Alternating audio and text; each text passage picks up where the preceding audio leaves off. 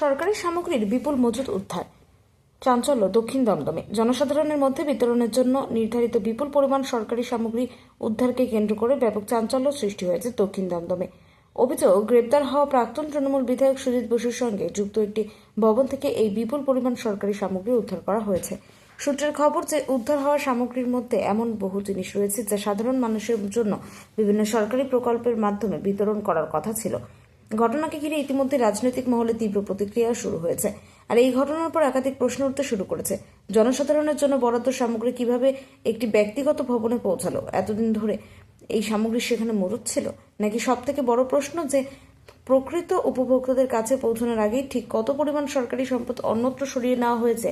প্রশাসন ঘটনা তদন্ত শুরু করেছে বলে জানা গিয়েছে। উদ্ধার হওয়া সামগ্রীর উৎস, সংরক্ষণের কারণ এবং এর সঙ্গে কারা জড়িত তা করতে দেখা হচ্ছে। তদন্তের অগ্রগতির দিকে এখন নজর রাজ্যবাসী।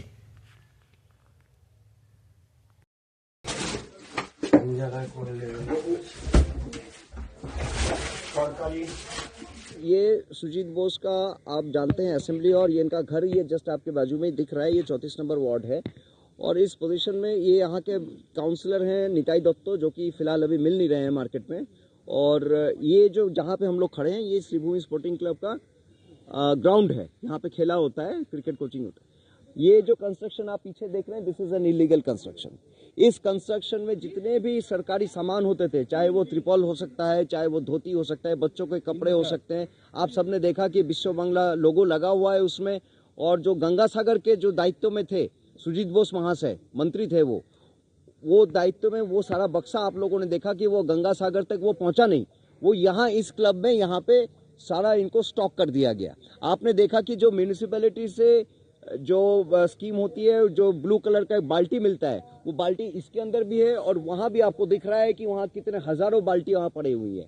तो ये सारी एक तरीके से जो है करप्शन था, जो जिन्होंने ये हम बोल नहीं पाते थे क्योंकि इनके डर से, इनके खौफ से बोल नहीं पाते थे। आज हम लोगों को पता चला, तो आज हम लोग यहाँ आए और पता चला कि यहाँ पे लाखों करोड़ों का सामान यहाँ पे पड़ा हुआ है, सरकारी सामान है ये सारा।